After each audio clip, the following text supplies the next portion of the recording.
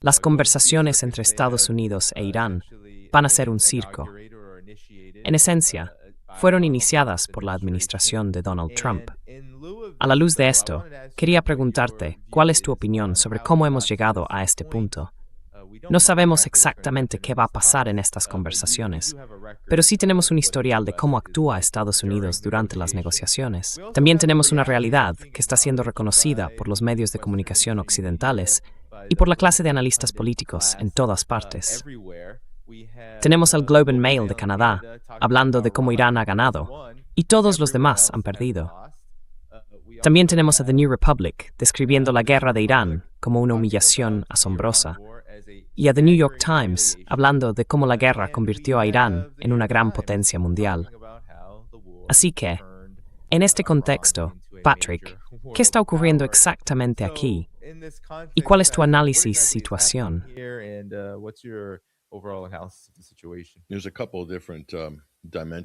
Hay un par de dimensiones diferentes, Daniel.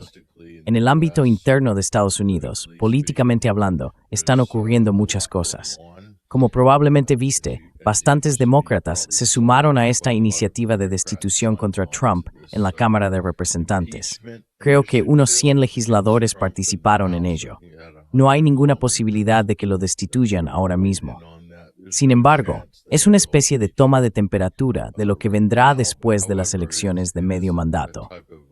Y es curioso que también se les dijera a muchos demócratas que no apoyaran esto, porque si no lograban una victoria, si intentaban impulsar la destitución o invocar la enmienda 25, lo que significaría que Trump no está mentalmente capacitado para ejercer el cargo, creo que todos podemos coincidir en que probablemente sea el caso.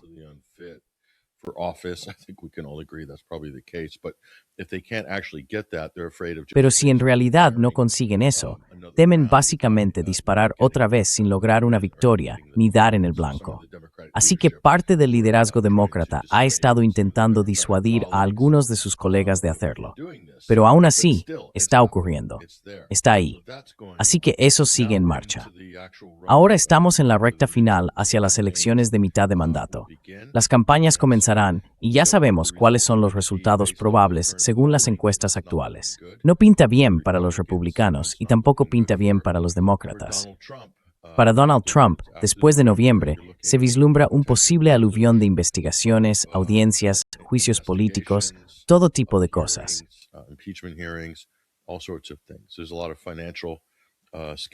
Hay muchos escándalos financieros esperando a ser destapados, y eso sin mencionar, por supuesto, los archivos de Epstein.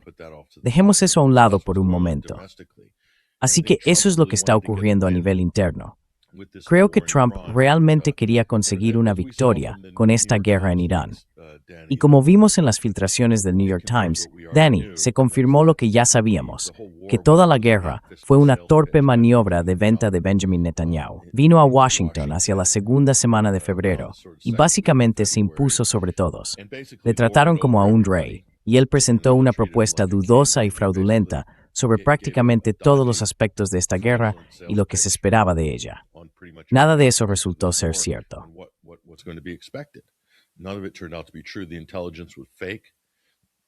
La información de inteligencia era falsa, lo que también plantea la pregunta, ¿dónde estaba Tulsi Gabbard en todo esto? Parecía querer que la guerra ocurriera. Desde luego, no se pronunció en contra de toda la información falsa que Israel había estado promoviendo durante el último año, especialmente en febrero, canalizando información falsa directamente al sistema estadounidense, hasta el escritorio de Donald Trump. Joe Kent. Por suerte, tuvimos a un denunciante con conciencia que dio un paso al frente en la persona de Joe Kent.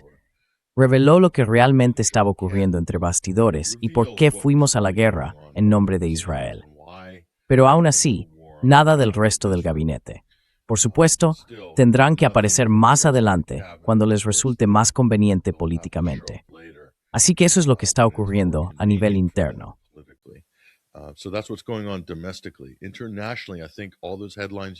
A nivel internacional, creo que todos esos titulares que mostraste, Danny, son en cierto modo una admisión de que, aunque puedas presumir de tus logros, eliminar tal número de barcos, tal número de lanzadores de misiles, devastar la infraestructura de Irán, como si fueran grandes victorias o pruebas del daño que has infligido a la sociedad iraní. No estoy seguro de que eso sea realmente una victoria. En Estados Unidos lo consideran una victoria táctica, quizá incluso estratégica. Pero el problema es que cuando tienes aficionados dirigiendo grandes instituciones, como por ejemplo el Pentágono, que ahora tiene un presupuesto de 1,5 billones de dólares, y al frente está alguien que ni siquiera, Pete Hegseth, ni siquiera está cualificado para liderar un pelotón en el ejército estadounidense. Lo expulsaron de la Guardia Nacional de D.C., problemas personales, alcoholismo y todo lo demás. Su historial es increíble.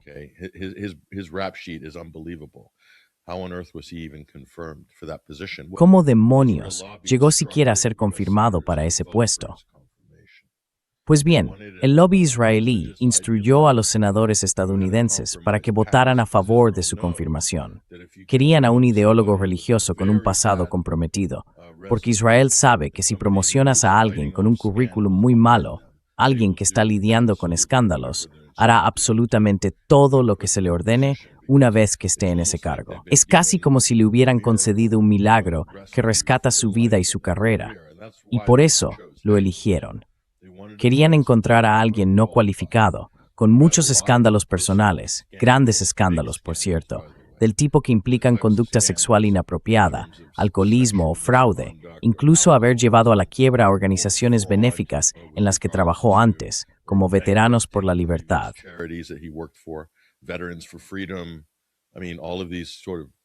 Quiero decir, todas esas organizaciones benéficas prácticamente se arruinaron mientras Hegseth estaba al mando.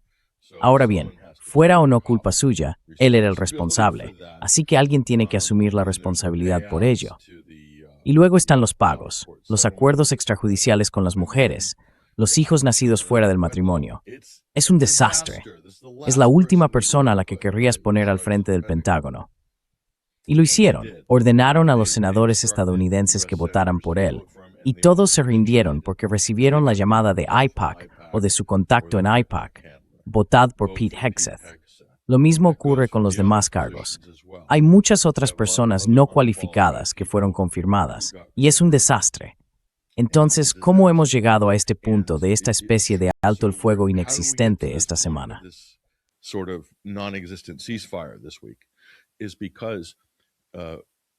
Es porque, con el aficionado de primera Pete Hegseth y todo ese rollo entusiasta de invocar a Dios durante el fin de semana de Pascua, ¿qué hicieron? Intentaron montar una gran operación para básicamente arrebatar y llevarse uranio enriquecido de Isfahán, en Irán. Y eso no fue lo que publicó la prensa estadounidense. Informaron sobre la sesión informativa, pero no dijeron que la operación hubiera tenido lugar. En su lugar, la prensa cambió el enfoque hacia una especie de mito al estilo de Jessica Lynch sobre una piloto rescatada, una buena estadounidense. Una historia edificante con la que todos podíamos sentirnos bien. Pero eso no fue lo que ocurrió. Y la información ha salido a la luz. Estados Unidos sufrió pérdidas récord, las mayores en los últimos 50 años en cuanto a aeronaves perdidas durante operaciones de combate. El FYSEP Pursuit Number fue una incursión de fuerzas especiales que salió mal.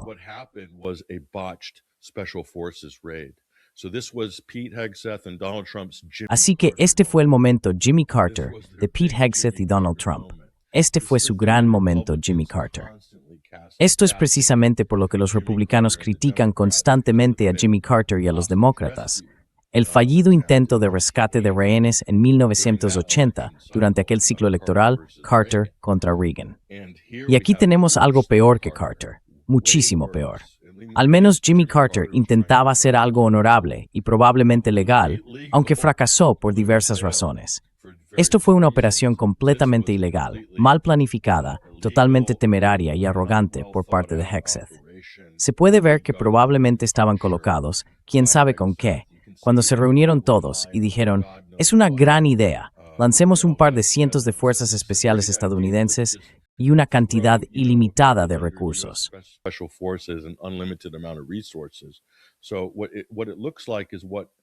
Así que, por lo que parece, lo que empezó como una operación de rescate de un piloto, al parecer, rápidamente se convirtió en que utilizaron las fuerzas que ya tenían desplegadas para rescatarlo y, de algún modo, usar eso como tapadera para una operación de captura. No está claro, pero parece que Estados Unidos cayó en una trampa tendida por Irán en Isfahán y perdieron un par de C-130. Hay otros C-130 que probablemente se utilizó para exfiltrar a las tropas. En fin, en resumen, todo salió FUBAR. Con una buena operación de encubrimiento por parte del ejército estadounidense, Pete Hegseth ha cerrado más o menos la cobertura informativa del Pentágono. De hecho, hay una orden judicial que básicamente dice que lo que está haciendo es ilegal, al no permitir el acceso de la prensa al Pentágono, por primera vez en la historia.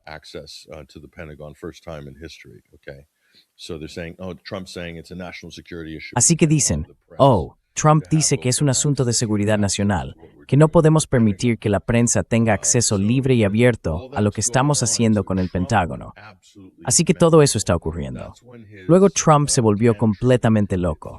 Fue entonces cuando su rabieta, amenazando con la aniquilación civilizatoria de los iraníes, llegó justo después de su desastre al estilo Jimmy Carter. Un fracaso total, enormes pérdidas y un encubrimiento. Eso fue lo que provocó la rabieta. Luego impuso un plazo límite a las 8 de la tarde. Más les valía hacer algo, de lo contrario íbamos a aniquilar Irán. Y más tarde, al día siguiente, otro plazo a las 8 de la tarde.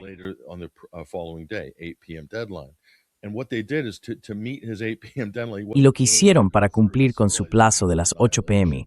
no estaba dispuesto a llevar a cabo una aniquilación civilizatoria, en parte porque la reacción, el rechazo político, no solo en Estados Unidos, sino también a nivel internacional, fue inmenso. Así que vio este acuerdo de 10 puntos propuesto por los iraníes, que había estado sobre la mesa, y versiones anteriores de él habían estado sobre la mesa durante un tiempo. Es como Ucrania con los rusos. La lista de exigencias rusas no ha cambiado en absoluto en 4 años. Y es lo mismo con Irán. Tienen más o menos las mismas exigencias. Así que no hace falta escarbar mucho para encontrarlo. Y dijeron que en la versión de Trump, la forma en que la Casa Blanca intentó presentarlo fue, mirad, los iraníes han capitulado.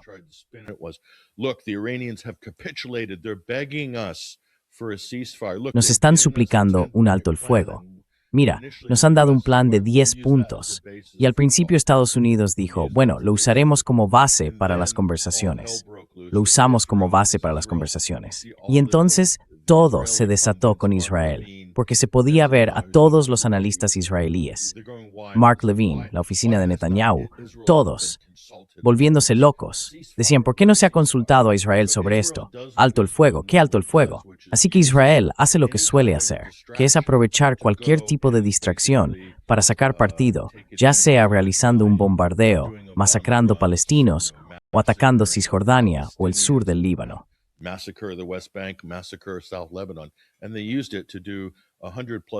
Y lo usaron para llevar a cabo más de un centenar de bombardeos en una franja de 15 minutos, golpeando Beirut, golpeando zonas cristianas, incluso barrios en los que yo vivía, como justo al lado del Corniche. No son zonas de Hezbollah. En fin, Israel se desató y bombardeó Líbano y Beirut, el sur del Líbano. Y esto obligó a J.D. Vance a negar que un alto el fuego en Líbano formara parte del Acuerdo General de Alto el Fuego de Irán. Por supuesto que lo era. Ya se ha confirmado 2 veces, por Pakistán y por los propios iraníes. Y se inventaron una historia. Creo que la Casa Blanca se sacó de la manga una historia falsa de que les habían entregado una lista privada de exigencias de algún modo. ¿Quién sabe?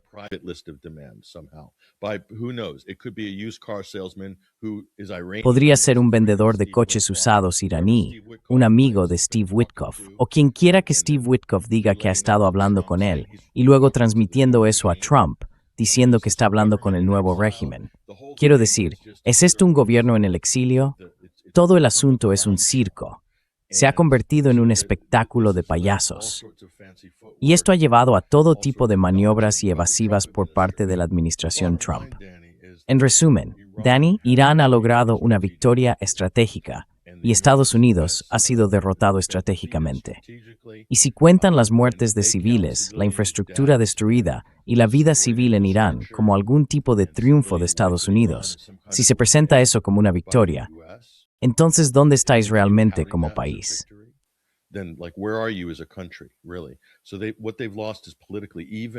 Así que lo que han perdido es político. Incluso Italia se ha echado atrás. Y al mismo tiempo, Pete Hegseth y la administración Trump estaban atacando al Vaticano, atacando a la Iglesia Católica. Así que el Papa ha intervenido, lo cual es algo sin precedentes. En toda mi vida como católico irlandés, nunca había visto a la Iglesia pronunciarse sobre guerras.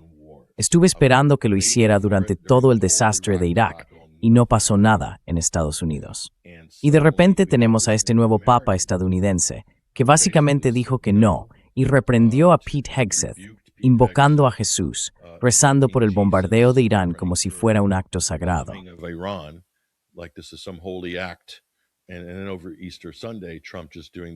Y luego, durante el domingo de Pascua, Trump estaba haciendo las declaraciones más sacrílegas, casi diatribas satánicas, sobre matar iraníes y destruir su civilización. Así que esto ha creado una escisión ahora en la política conservadora estadounidense. ¿Pero eso significa que Meloni en Italia? No, si obligas a la líder italiana a elegir entre el Vaticano y MAGA, no hay competencia. Así que ahora Meloni y los italianos están hablando de abrir relaciones diplomáticas con Teherán. Al mismo tiempo, España está hablando de abrir una misión diplomática en Teherán. Y ahora Trump está amenazando a España. Mira cómo va esto. Es un desastre, tanto en casa como en el extranjero.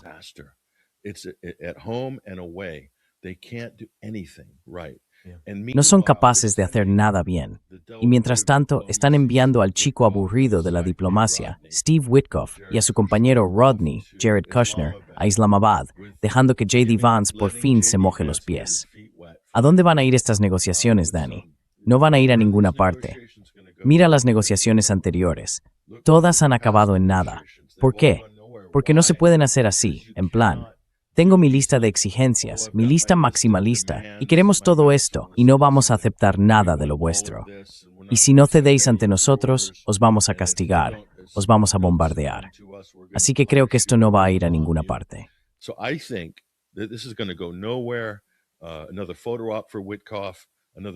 Otra oportunidad para la foto de Witkoff. Otro fracaso. 0% de posibilidades de éxito. 0. Y luego, espero totalmente que Israel empiece a bombardear Irán después de, no sé, una semana, quizá 2. Tal vez si están a punto de lograr algún avance, entonces ya sabes que es seguro que Israel atacará algún objetivo en Irán, y entonces Estados Unidos tendrá que unirse para apoyar a Israel. Y volveremos otra vez al punto de partida. ¿Por qué soy tan cínico? Porque solo estoy observando el patrón de comportamiento pasado. Fracasaron en Ucrania con Rusia por la misma razón. No saben hacer diplomacia. Son ineptos, no son capaces. El estilo de negociación de Trump es sin concesiones.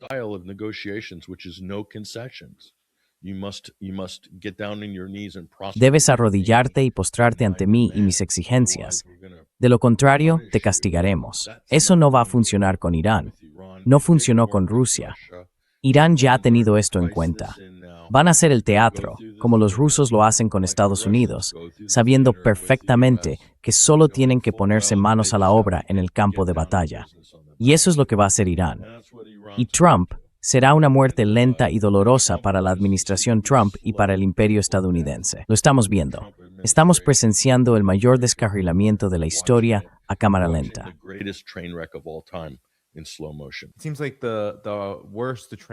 Parece que cuanto peor se pone el desastre del tren, más publica Donald Trump en Truth Social. Lo interesante del punto que mencionaste sobre el plan de 10 puntos de Irán, que lleva ya bastante tiempo siendo público, es que sabemos que Trump es muy activo en las redes sociales. Así que parece probable que el propio Trump ya supiera lo que Irán quería, por no hablar del hecho de que todo el mundo lo sabía, porque lleva circulando bastante tiempo. Pero aún así, Patrick, estamos recibiendo las interpretaciones de la realidad de Donald Trump todos los días, a veces varias veces al día.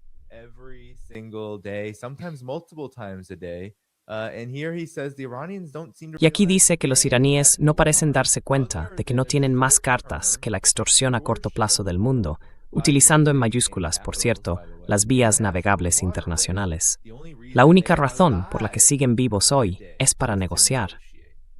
Así es como habla Donald Trump en medio de unas negociaciones que, según ya estoy oyendo, van a ser indirectas. No estarán en la misma sala. Ya estamos viendo a la administración Trump, por parte de Vance y otros, decir, bueno, no aceptamos las exigencias que Irán puso sobre la mesa para iniciar el alto el fuego, con Pakistán como mediador.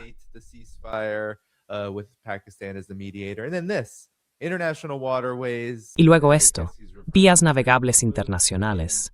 Supongo que se refiere al estrecho de Hormuz. Y ahora también tenemos esta amenaza descarada hacia los propios negociadores. Oh, la única razón por la que los iraníes están vivos en primer lugar es para hacer esto, para negociar, básicamente besar nuestros pies.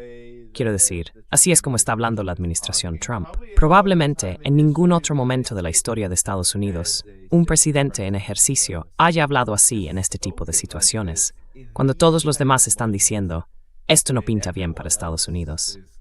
Es realmente un dilema. ¿Cuál es tu reacción ante estos comentarios?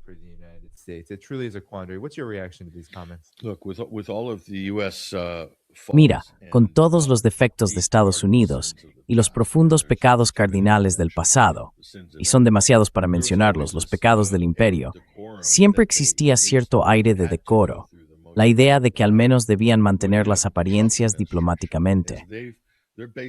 Con la administración Trump, lo que tenemos es que básicamente han abandonado el camino elevado, o incluso la mera representación de ese camino, para optar por el fango. Y el fango es donde reside Israel. Israel reside en el fango. Lanzan amenazas, asesinan negociadores.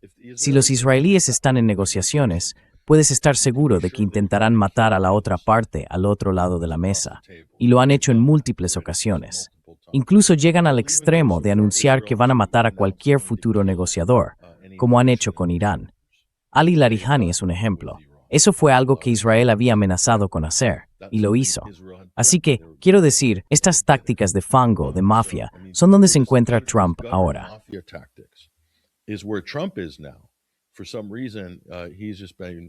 Por alguna razón, él, simplemente por una especie de asimilación pura, se ha vuelto israelí en ese sentido.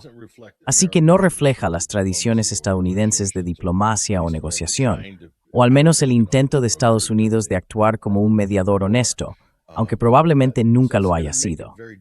Pero eso va a ser muy difícil que Estados Unidos imponga su influencia sobre otros países que sí valoran el decoro, que sí consideran que los acuerdos, las negociaciones y la diplomacia son importantes, países que son capaces de llegar a acuerdos. Hay que recordar que países como China, India, Rusia son países capaces de llegar a acuerdos. Irán es capaz de llegar a acuerdos.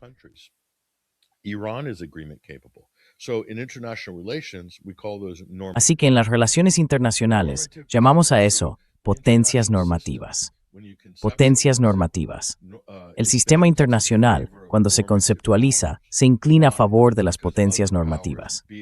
¿Por qué? Porque otras potencias, incluso las grandes potencias, quizá no del todo de primer nivel, tal vez de segundo nivel, pueden unirse bajo la suposición de que con quien se están alineando es racional, lógico y capaz de llegar a acuerdos. De ese modo, se puede tener un tratado, se puede tener un acuerdo multilateral. Y estas son las cosas que marcan los hitos de la historia, cómo se hacen las cosas en el sistema internacional. Si tienes un Estado rebelde, no es una potencia normativa.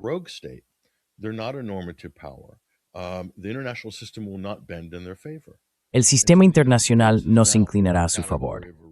Así que ahora Estados Unidos está en la categoría de un Estado canalla. Una vez más, están adoptando el método israelí, que es el gangsterismo internacional.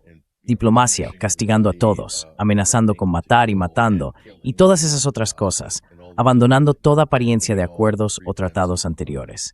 Ahí es donde está ahora Estados Unidos. Sinceramente, diría que no creo que América pueda recuperarse de esto. Incluso si tuvieran una nueva administración en 2026 o si J.D. Vance asumiera la presidencia, no van a recuperarse de esto, porque lo han hecho en el peor momento posible. Lo han hecho durante el auge del multipolarismo.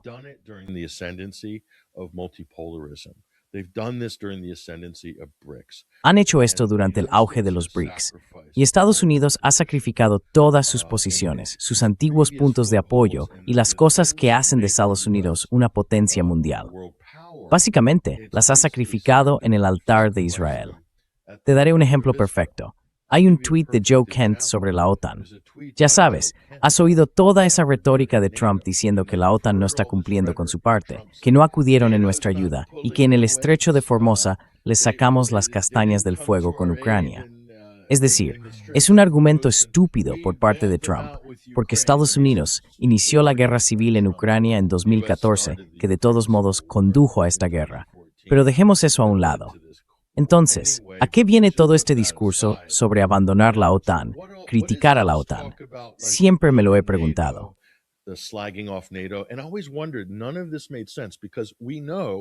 Nada de esto tenía sentido, porque sabemos que la OTAN es la base de la proyección de poder de Estados Unidos en medio mundo. Quiero decir, así es como Estados Unidos logra eludir al Congreso y actuar de forma unilateral bajo el falso estandarte de la OTAN. Es la herramienta más eficaz que ha existido para el imperialismo estadounidense. Después de la Segunda Guerra Mundial, también se convirtió en un gran negocio de protección, porque pueden, ya sabes, como la mafia, obligar a los europeos a comprar montones de armas y fingir que van a protegerlos de un enemigo creado por Estados Unidos, en este caso, Rusia. Pero ¿de dónde viene todo esto con Hormuz?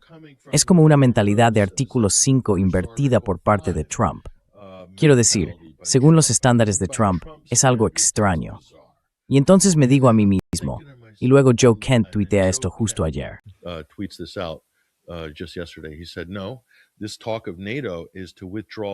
Dijo que no, que esta conversación sobre la OTAN trata de retirar a Estados Unidos, ya sea temporal o permanentemente, para que Israel pueda atacar a Turquía.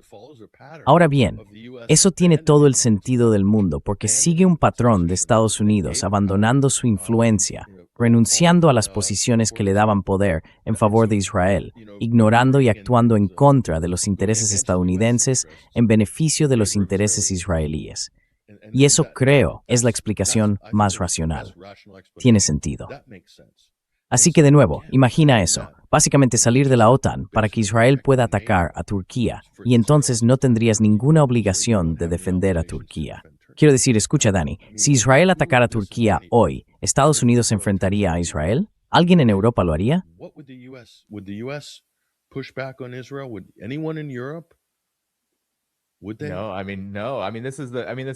No, quiero decir, no. Esto ha sido un patrón histórico. Intentar atraer a Turquía a una relación. Y luego, cuando las cosas se complican un poco, cuando Turquía quiere algo, es como, no, mejor quédate donde estás. Algo así. Y tengo la sensación de que aquí sería lo mismo. Creo que sería incluso peor, en el sentido de que Estados Unidos ni siquiera querría prestar atención a algo así, porque es una situación extremadamente complicada que Estados Unidos no tiene capacidad real para manejar. Sería muy difícil desenvolverse en ese desastre.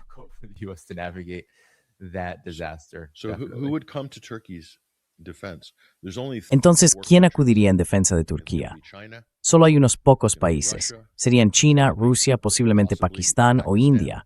No lo sé, eso es todo. Tal vez Brasil. Quizás los países del BRICS.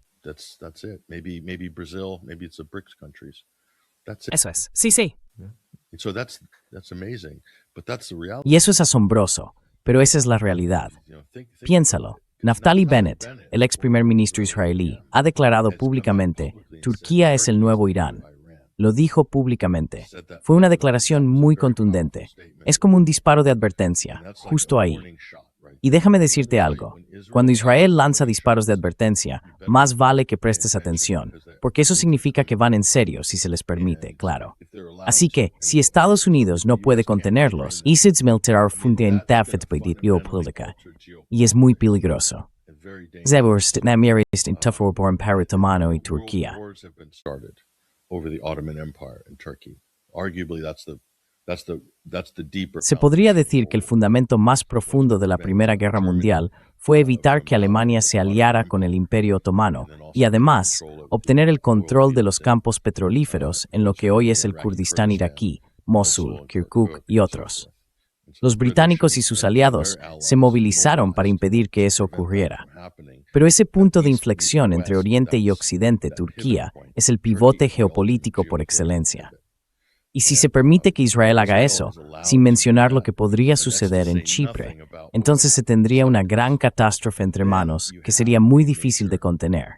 Así que, en este momento, visto desde esa perspectiva, Irán parece ser la potencia normativa. Iran's looking like the normative power. So I think geopolitics will bend in favor of Iran in the Así que creo que la geopolítica se inclinará a favor de Irán a largo plazo si logran sobrevivir, si consiguen mantener el estrecho de Hormuz no cerrado, sino bajo su gestión, o como sea. Probablemente estará bajo su control en un futuro previsible, pero cerrado a los aliados de Estados Unidos y a las empresas estadounidenses durante, diría yo, otro mes más. Y ahora mismo la inflación, la economía en Estados Unidos no van bien. Realmente no van bien. Pero bueno, los precios del petróleo bajaron un poco con este anuncio y el mercado bursátil subió. Y alguien hizo una apuesta enorme sobre otro anuncio y se ganaron miles de millones de dólares gracias al anuncio de Trump. Así que alguien le va bien. So someone's doing okay. Por un lado, tu argumento sobre el imperio de Estados Unidos ha estado actuando en contra de sus propios intereses, en contra de los intereses del imperio, al involucrarse en conflictos como el de Irán.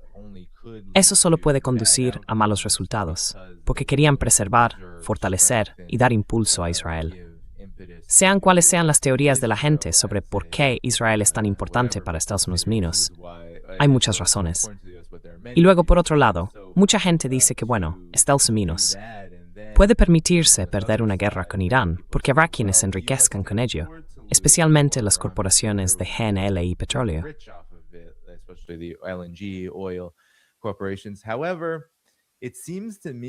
Sin embargo, me parece que, ahora que esta guerra ha llegado a este punto de inflexión, todo el mundo dentro del establishment tiene alguna queja con respecto a lo que ocurrió en la guerra con Irán, excepto la administración Trump, que sigue diciendo, ganamos, ganamos, ganamos. Todo está bien.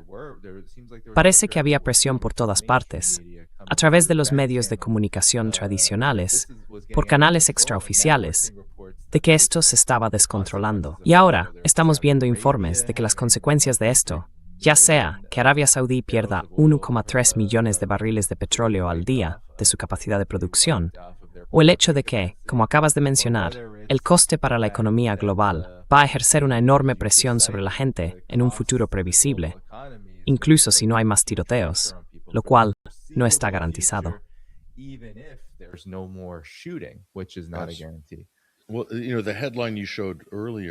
Bueno, el titular que mostraste antes lo dice todo.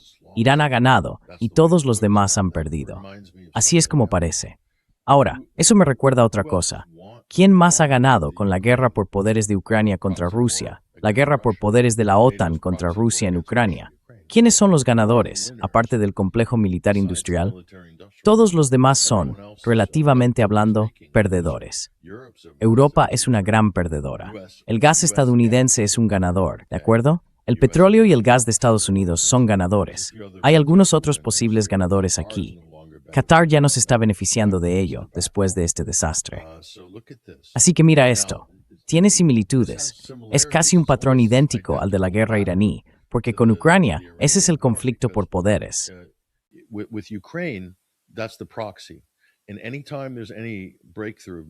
Cada vez que hay algún avance en las negociaciones, Ucrania lanza de repente un ataque con drones, ataca Moscú, intenta asesinar a Putin, mata a algunos rusos o golpea una refinería de petróleo rusa, y así sucesivamente. Eso es lo que han estado haciendo. De hecho, Ucrania ha estado tan ocupada en ese frente en los últimos meses que Rusia se ha visto obligada a imponer una congelación a las exportaciones de petróleo, gasolina refinada, porque temen que sus suministros al mercado puedan volverse inestables ya que su capacidad de producción ha disminuido considerablemente. ¿Por qué? La capacidad de exportación ha bajado debido a los ataques con drones ucranianos. Así que entre un 30% y un 40% de la capacidad de exportación rusa está comprometida como resultado de lo que ha estado haciendo Ucrania. Ese intermediario ha estado muy activo entre bastidores.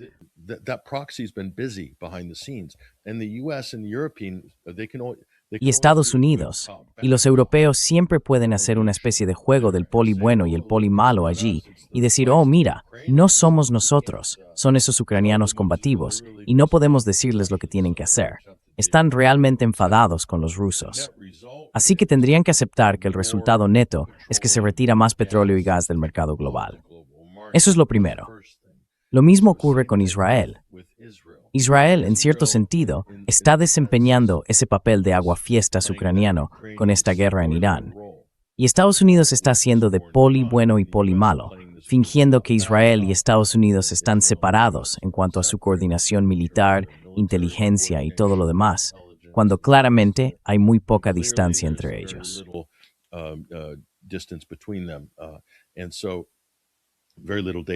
Y así, hay muy poca diferencia entre ellos. Israel puede entonces obstaculizar cualquier negociación en cualquier momento, ya sea mediante un asesinato selectivo, algún tipo de ataque aéreo fuera de control, o bombardeando una escuela o algo en Irán. ¿Quién sabe? Así que tienes garantizado que en ambos frentes, en esos frentes principales, no habrá ningún avance diplomático, ningún acuerdo político negociado en absoluto. Solo será una degradación lenta de la situación.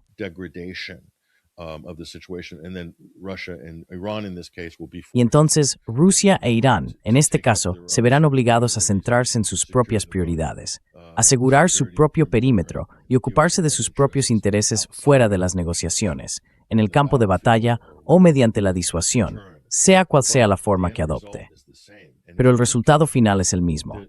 Si lo analizas, al atacar Israel a Irán, sabiendo que Irán respondería contra Israel y las bases estadounidenses en la región, y luego al atacar Israel el yacimiento de gas de South Pars, sabiendo que Irán tomaría represalias contra los estados del Golfo, se ha retirado más petróleo y gas del mercado mundial.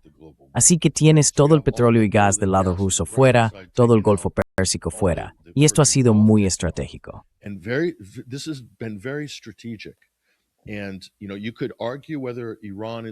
Y bueno, se podría debatir si Irán está sirviendo a los intereses geoestratégicos más amplios de Estados Unidos al hacer esto o a los de Israel. Es un debate que se puede tener, y francamente, no hay una respuesta clara porque Irán tiene que hacer lo que tiene que hacer. Pero el principal beneficiario es, esto nos remonta a un viejo plan neoconservador, justo a los tiempos del documento Clean Break, según el cual, si pudieran estrangular el petróleo mundial, podrían usar eso para contener a China. Podrían asfixiar a sus competidores de igual nivel. Y entonces Estados Unidos podría capear la tormenta gracias a sus grandes reservas de petróleo y gas, no probadas, o mejor dicho, anunciadas, de las que se beneficiaría con una subida de precios.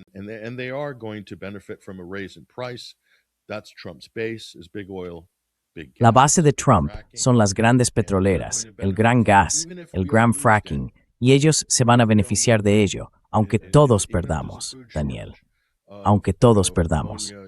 E incluso si hay una escasez de alimentos por falta de amoníaco, urea o fertilizantes agrícolas, y eso provoca una crisis alimentaria mundial, las grandes petroleras y gasísticas de Estados Unidos se beneficiarán, porque nadie está enviando drones a atacar nuestras refinerías en Texas o en otros lugares. Y por eso podremos, y esto hace que la jugada de Venezuela sea mucho más comprensible en ese sentido.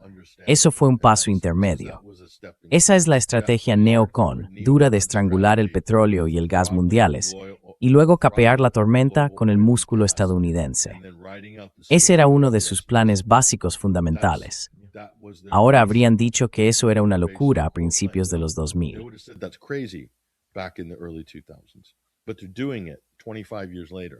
Pero lo están haciendo 25 años después. En realidad lo están haciendo con la ayuda de Israel. Entonces, ¿va a funcionar o no? Es una apuesta muy grande por parte de Israel y una apuesta muy grande por parte de Estados Unidos. Podría destruir a Estados Unidos como potencia imperial. podría destruir a Israel como proyecto de asentamiento colonial, como proyecto sionista, podría costarles el proyecto del Gran Israel. ¿Quién sabe? Así que mi última pregunta sería, ¿le importa a Israel la administración Trump o el Partido Republicano? ¿Le importa realmente a Estados Unidos, Israel y el proyecto de Netanyahu? ¿Alguno de estos dos les importa realmente el otro cuando se analiza a fondo? Creo que esa es una pregunta interesante y una respuesta aún más interesante. Yeah, it definitely feels like there's a lot of Sí, complexity to definitivamente parece que hay mucha complejidad en la conclusión de que se están utilizando mutuamente. Y siempre digo que son dos mejillas del mismo trasero. Realmente, parafraseando un poco a George Galloway, caminan al unísono. Tienen disputas, conflictos, antagonismos, pero al mismo tiempo esta idea de que en realidad but at the same time, yeah, this idea of them actually caring for Cuidar los unos de los otros, ser aliados entre nosotros. No creo que eso haya sido realmente así nunca. the case. I think there's creo que hay una gran, como dijiste, una verdadera complejidad en por qué se comportan como lo hacen, por qué cada partido actúa como actúa, por qué a veces parece una capitulación por parte de Estados Unidos, o por qué parece que Trump puede llamar a Netanyahu y decirle, haz esto, y él lo hace.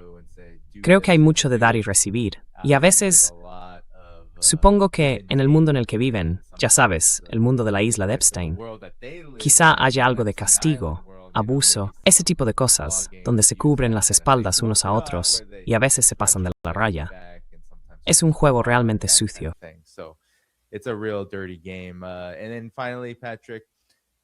Y luego, finalmente, Patrick, cuando hablabas del sabotaje de los campos petrolíferos, Arabia Saudí, quizá en solo unos minutos, reaccionó ante esto. Arabia Saudí señaló a Irán, e Irán ha atacado objetivos estratégicos contra Arabia Saudí a lo largo de la guerra, pero suelen ser bastante estratégicos al respecto. Y normalmente saben bien cuánto están golpeando, cuánto daño se va a causar si lo hacen, ya sabes, lo más cerca posible. Pero lo que Arabia Saudí está informando son consecuencias devastadoras que muchos han señalado, como acabas de mencionar, que Israel tiene un gran interés en atacar algunos de estos lugares, como en Kuwait, los Emiratos Árabes Unidos y ahora Arabia Saudí. Like in Kuwait and the UAE and now Saudi Arabia. And I thought that the reason why China Y pensé que la razón por la que China, bueno, creo que China animó a Pakistán a intensificar su papel. Todo el mundo dice que fue decisión de Estados Unidos, pero China y Pakistán son amigos mucho más cercanos que incluso Estados Unidos y Pakistán. Y creo que China estaba observando la situación, pensando, vaya, en realidad todo el mercado energético mundial podría quedar destruido si Estados Unidos lleva a cabo lo que dijo que iba a hacer. Aunque no tuvieran la capacidad de acabar con todo, con la civilización misma, incluso si solo se dedicaran a diezmar la industria petrolera de Irán. to decimate Iran's oil industry, and then Iran, of course, returned in kind to decimate. Y luego Irán, por supuesto, respondió de la misma manera, intentando diezmar todo el sistema energético del Golfo, apagar las luces, todo eso. Y tienes una gran catástrofe global entre manos. Creo que China intervino y dijo, Irán está ganando. ¿Qué tal si aprovechamos esta oportunidad desastrosa para intentar avanzar junto a Irán en lo que quiere? Así es como lo veo. Otras personas dicen que China está controlando a Irán y todo eso. Yo no lo veo así. En realidad, lo veo más como un movimiento pragmático. Sí, este desastre fue el farol del siglo, y ahora es el momento de ver si podemos sacarle provecho. Y si no podemos, bueno, todo volverá a ser como antes. Be what it was before and go right back to it. But your final reactions on this? Well, the thing you got to know, I personally think. Pero tus reacciones finales sobre esto. And I'll tell you why. Bueno, lo que tienes que saber, yo personalmente creo que Pakistán se desplegó por su cuenta, y te diré por qué. Existe una conexión política profunda y creo también una especie de vínculo espiritual afín entre Pakistán e Irán. Ambos son repúblicas islámicas. Así que en cuanto al ADN de esos dos países, política y espiritualmente, aunque difieren en la rama del Islam que practica la mayoría, hay una población chií considerable en Pakistán y son muy activos políticamente. Han adoptado muchos de los principios fundamentales de la revolución islámica del pueblo iraní. Iranian Islamic revolution. It had a big impact on Pakistan political life. Tuvo un gran impacto en la vida política de Pakistán y en muchos sentidos validó el proyecto pakistaní. Ese es el asunto.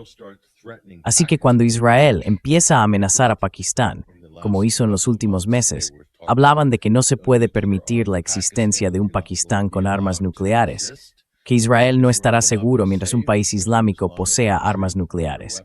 Así que creo que Pakistán ve esto como una cuestión existencial. Si Irán cae, ellos serán los siguientes. Es así de simple.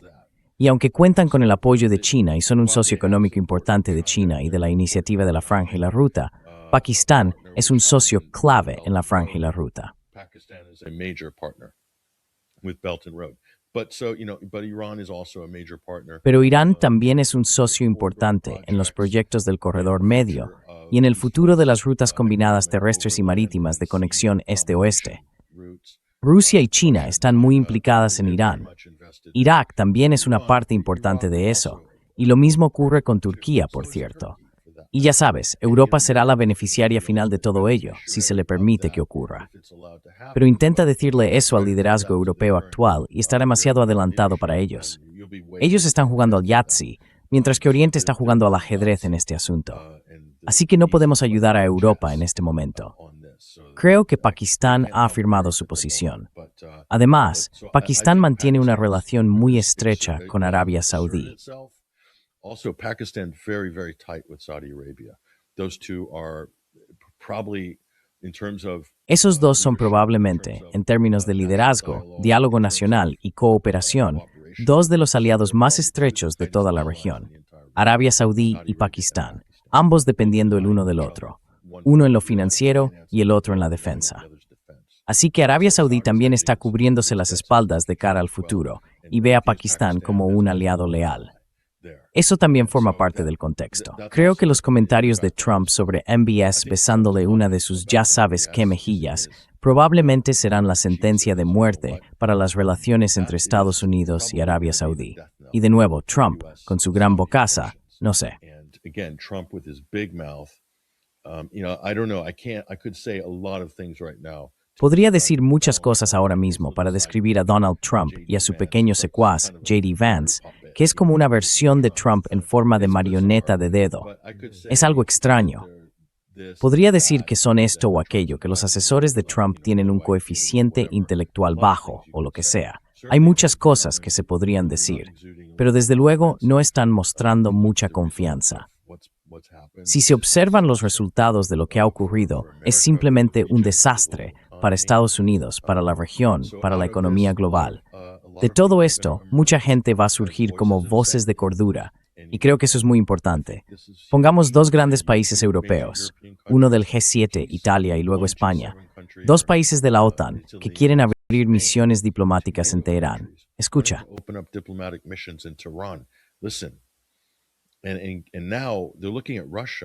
Y ahora están mirando a Rusia desde una perspectiva diferente, comparando a Rusia con Estados Unidos y diciendo, ¿por qué Rusia tiene que ser nuestro enemigo mortal? Mucha gente en Europa está teniendo esta conversación ahora. Algo así como, ¿qué tiene de malo realmente Rusia? ¿Qué hicieron que fuera tan terrible? Quiero decir, mira a Estados Unidos. Si no podemos movilizar ese tipo de ira, sanciones y castigo de espectro completo contra Estados Unidos, o Israel en este caso, porque nos están causando dolor económico en Europa, entonces, ¿qué estamos haciendo? Así que esa misma conversación va a tener que producirse. Podríamos ver algunas rupturas de filas en Europa. Creo que ya ha comenzado. Si eso ocurre a nivel de Bruselas, va a ser un gran problema para Washington.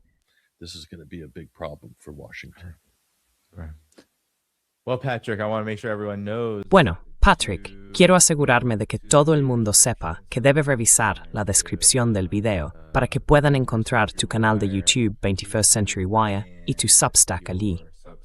Todos, dadle al botón de me gusta. Eso hará que este video siga funcionando mucho después de que terminemos. Muchas gracias por acompañarme hoy, Patrick. Sí.